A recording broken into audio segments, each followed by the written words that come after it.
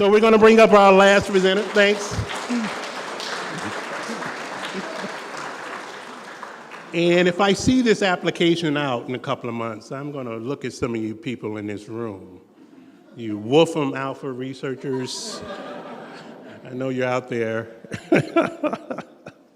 Our last presenter is an interdisciplinary artist and art administrator who says if there's karaoke anywhere happening tonight, she will be there. Ladies and gentlemen, Christina McClelland.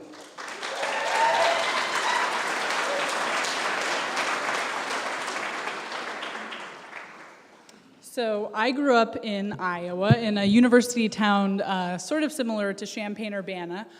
So it was kind of urban, but surrounded by rural communities. So I had some friends, and they competed in county fairs, and they were always winning all these ribbons and trophies. And I thought, I want to do that too. I want to win these ribbons and trophies.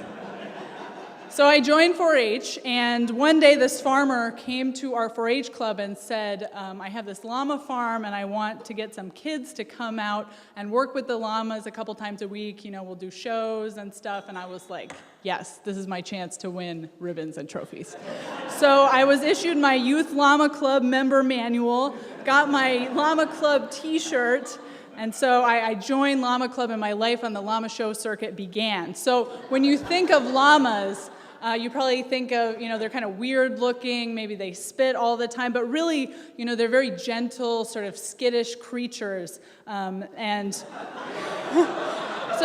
the first thing we would do when we went to Llama Club is you would catch the llama. They'd be out in the field, and they have a very complex pecking order. You just come up, and you find them in a corner, and you grab them around the neck, and put the halter on, and you're ready to go. So that was in the Llama Club manual, so it was good that we knew that. We also learned about the South American camelids, so those are the llama relatives that are native to South America. There's the vicuna, the guanaco, the alpaca, and the llama. The vicuna and the guanaco are non-domesticated, whereas the alpaca and the llama are. I worked with the guanaco once, and it was very not domesticated, and that was the only time I was ever spit at, so stay away.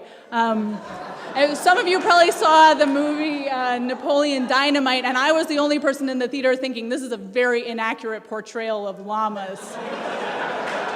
So the sound they used is called orgling, and that sound, it kind of sounds like a lawnmower underwater. That is the sound that a male llama makes to a female llama when it wants to mate, so that's not correct. A baby llama is called a cria, and a cria also makes a great sound, which is called humming. It sounds exactly what it sounds like. It's like, and the baby llama makes that to the mama llama, and it's kind of like, I'm here, it's okay. So when we take the llamas to shows, they'd be kind of scared, and we just hum back and forth to each other. So we would learn about, llama body parts, and when we went to the show, we competed in 3 categories: showmanship, obstacle, and costume. And in the showmanship category, we would be asked about this llama knowledge. They say, where's this part? And we'd have to tell them. We would, practice at Llama Club. We would be grooming the llamas. And we'd, just be preparing for the show. So, the llama looks like it's having a really good time, and I am too, obviously. These shows were always in the summer, and we would do about 4 to 6 shows. And if you've ever experienced a Midwest summer, they're really hot. So we would shave the llamas. This is a particularly extreme example of a shaved alpaca. But, you don't want to be wearing a fur coat out in 100-degree weather. So we would shave them, and then we would take a hose and, hose them off so they'd be nice and cool. When we went to the shows, you had to wear a very specific uniform, and we would train for the obstacle course by doing these jumps, and we would also, take the llama into these sort of unexpected situations, because llamas are used as pack animals, so they have to be ready for anything on the trail. So, we take them over jumps, we take them into the woods, and it's just, about building that trust. So here at the show, you see me in my, show outfit. So I wear white shirt, black pants. You have to have the halter way up like this. You don't want to be pulling the llama, because that shows your llama, hasn't been worked with very much. You have to smile the whole damn time. And your face is hurting, but you're like, this is great, we're having a great time. So that's what that looks like. And here's a real life obstacle, because obviously you'd encounter, a balloon tunnel on the trail. So here I am about ready to take my llama, Lady Samantha, through the balloon tunnel. But, we'd always be like, God, what are they going to have on the obstacle course? It's going to be crazy. So, of course, the costume class was my favorite. And, that was to show that, your llama really trusted you, but you were really given points for covering as much of the llama as possible. So this is my I Dream of Jeannie costume. And, I would sew them and fit them to the llama. This is My Fair Lady at the Ascot races. And we got points for creativity, but also for just covering the llama, because it showed, that your llama really trusted you and they would tolerate this. So that guy, he beat me, because look at that. Look at how he covered the entire face with that beach party costume. God damn it. And then this is my Cleopatra costume. And that was a State Fair winner, you guys. This was my penultimate costume.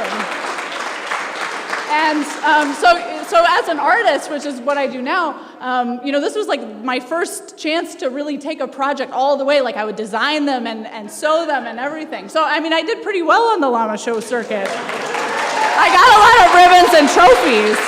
But, Llama Club really also prepared me for life. You develop this relationship with this large animal that if it wanted to, it could kick you, it could push you over. But through, working together and, you develop this sort of communication, you really learn how to present yourself, but also to adapt in these unexpected situations where, the llama's nervous and you're like, all right, it's okay. We can go through this balloon tunnel. I also learned that in the real world, if somebody's going to have an aggressive response to you, you can usually tell there are signs, like a pre-spitting gesture. So if you see a llama doing that, just kind of back off and give them some space, because they're about to spit at you. But I think the most important thing I learned comes from the mother llama and the baby llama, the humming response. And that is keep calm and hum. So, if you're just a little unsure, you can just kind of hum back and forth. So do it with me now. Thank you so much.